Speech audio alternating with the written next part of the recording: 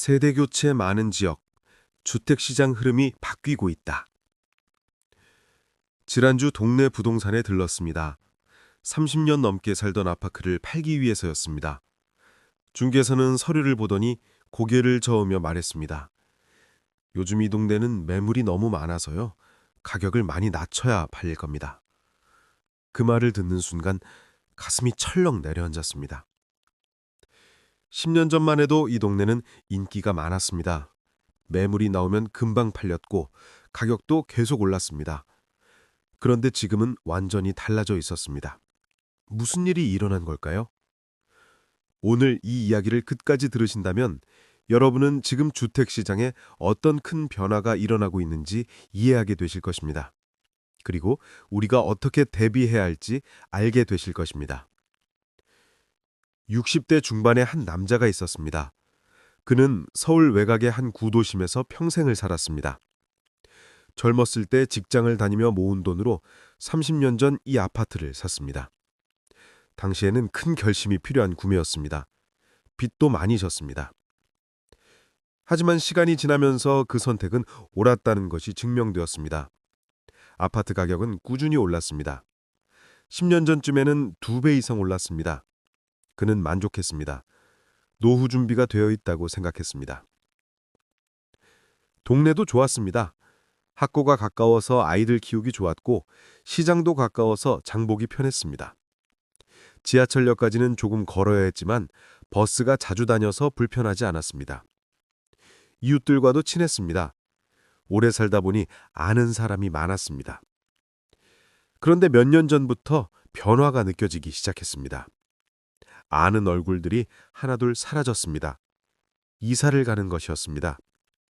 처음에는 몇 집 정도였습니다. 자녀들이 결혼하고 독립하니까 큰 집이 필요 없어진 것이라고 생각했습니다.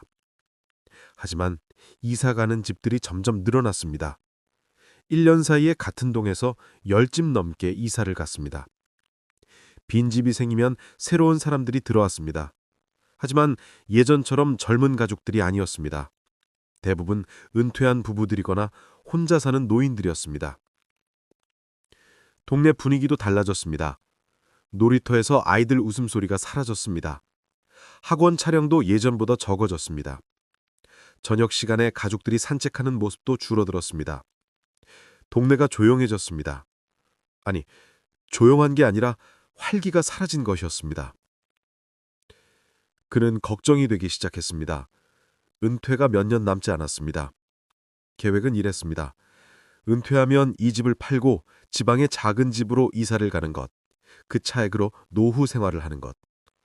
그런데 이 집을 제대로 된 가격에 팔 수 있을까요? 부동산에 들러 시세를 알아봤습니다. 중개사의 말이 충격적이었습니다. 요즘은 이 동네에 매물이 너무 많아요. 팔려는 사람은 많은데 사려는 사람은 별로 없어요. 특히 젊은 사람들은 이 동네를 안 봐요. 교통도 불편하고 학군도 별로라고 생각하거든요. 그는 물었습니다. 그럼 가격을 낮추면 팔리겠죠? 중개사는 고개를 저었습니다. 가격을 많이 낮춰야 할 거예요. 10년 전 가격으로 돌아갈 수도 있어요. 아니, 어쩌면 그보다 낮을 수도 있고요. 그 말을 듣고 그는 멍해졌습니다. 10년 전 가격이라니, 그동안 오른 가격이 다 사라진다는 말인가? 아니, 더 떨어질 수도 있다니? 그럼 노후 계획은 어떻게 되는 건가? 집으로 돌아오는 길에 동네를 유심히 살펴봤습니다. 예전에는 보이지 않던 것들이 보였습니다.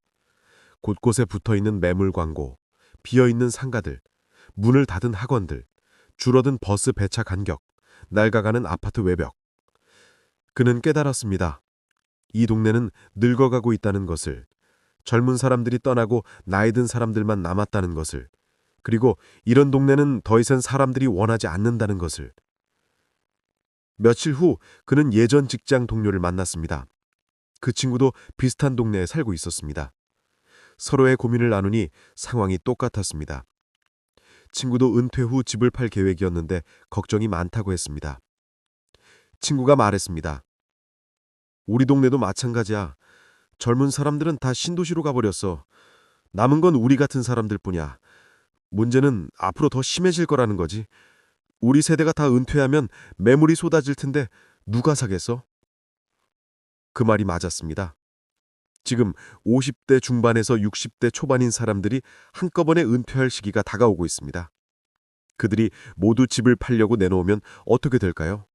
사려는 사람보다 팔려는 사람이 훨씬 많아질 것입니다. 특히 구도심은 더 심각합니다. 교통이 불편하고 건물이 낡았습니다. 학군도 예전만 못합니다. 젊은 부부들이 선호하지 않습니다. 그들은 신축 아파트를 원하고 좋은 학군을 원하고 편리한 교통을 원합니다. 그런 친구에게 물었습니다. 그럼 우리는 어떻게 해야 하지? 친구는 한숨을 쉬었습니다. 빨리 결정해야 할 것 같아. 더 기다리면 더 떨어질 거야. 지금이라도 팔 수 있을 때 파는 게 나을지도 몰라.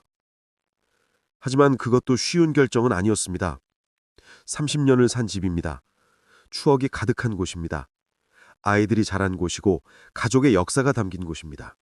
그리고 무엇보다 이것이 노후 자산의 전부였습니다. 그는 며칠 동안 고민했습니다. 아내와도 긴 이야기를 나눴습니다. 결국 결정을 내렸습니다. 지금 팔자. 더 기다려봤자 상황이 나아질 것 같지 않다. 손해를 보더라도 지금 정리하는 게 낫다. 부동산에 다시 찾아갔습니다. 매물로 내놓겠다고 했습니다.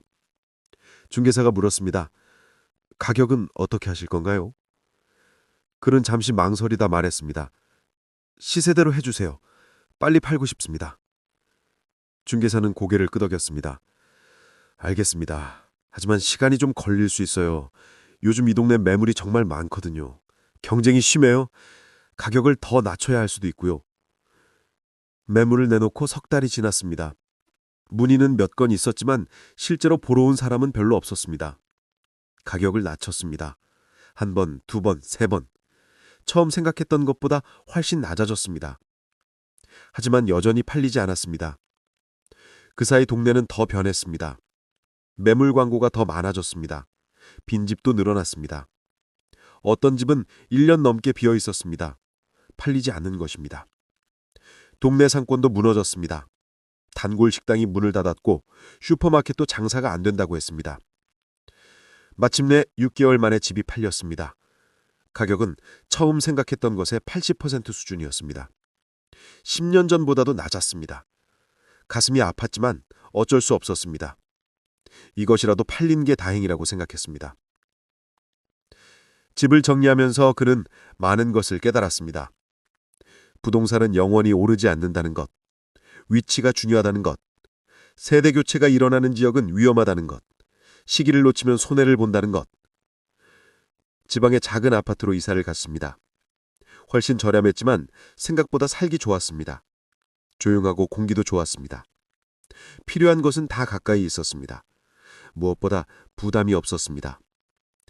새 동네에서 만난 사람들도 비슷한 사연을 가지고 있었습니다. 모두 서울이나 수도권에 집을 팔고 내려온 사람들이었습니다. 그들도 세대 교체를 피부로 느끼고 결정한 것이었습니다. 한 이웃이 말했습니다. 저는 5년 전에 팔았어요. 그때만 해도 주변에서 아까워했죠. 조금만 더 기다리면 더 오를 거라고. 하지만 지금 보니까 잘한 것 같아요. 지금은 그때보다 훨씬 떨어졌거든요. 다른 이웃은 후회를 했습니다. 저는 너무 늦게 결정했어요. 3년 전만 해도 괜찮은 가격에 팔 수 있었는데 미련을 버리지 못하고 버티다가 결국 큰 손해를 봤어요. 일찍 결정할 걸 그랬어요. 그들의 이야기를 들으며 그는 생각했습니다. 부동산 시장이 정말 크게 변하고 있구나. 예전의 법칙이 더 이상 통하지 않는구나. 새로운 시대에는 새로운 전략이 필요하구나. 세대 교체가 많이 일어나는 지역은 앞으로 더 어려워질 것입니다. 구도심, 외곽 지역, 교통 불편한 곳, 학군 약한 곳. 이런 곳은 수요가 계속 줄어들 것입니다. 팔려는 사람은 많은데 사려는 사람이 적으면 가격은 떨어질 수밖에 없습니다. 반대로 젊은 세대가 선호하는 곳은 다릅니다. 신도시, 교통 편한 곳, 좋은 학군, 새 아파트. 이런 곳은 여전히 수요가 있습니다. 가격도 비교적 안정적입니다. 앞으로도 크게 떨어지지 않을 가능성이 높습니다. 우리 세대는 선택해야 합니다. 지금 사는 곳이 세대 교체가 많이 일어나는 곳인지 확인해야 합니다. 만약 그렇다면 빠른 결정이 필요합니다. 미련을 버리고 현실을 봐야 합니다. 손해를 보더라도 더 큰 손해를 막아야 합니다. 부동산은 감정이 아니라 이성으로 판단해야 합니다. 추억이 있고 정이 들었어도 때가 되면 떠나야 합니다. 시장의 흐름을 읽고 적절한 시기에 결정해야 합니다. 그것이 우리의 노후를 지키는 길입니다. 오늘 이 이야기가 여러분께 도움이 되었길 바랍니다. 여러분이 사시는 동네를 한번 돌아보시기 바랍니다. 젊은 사람들이 줄어들고 있지는 않은지, 매물이 늘어나고 있지는 않은지, 만약 그렇다면 지금이 결정할 때입니다. 오늘도 끝까지 시청해 주셔서 진심으로 감사드립니다. 이 영상이 도움이 되셨다면 구독과 좋아요 부탁드립니다. 여러분 모두 현명한 선택으로 편안한 노후를 준비하시길 바랍니다. 감사합니다.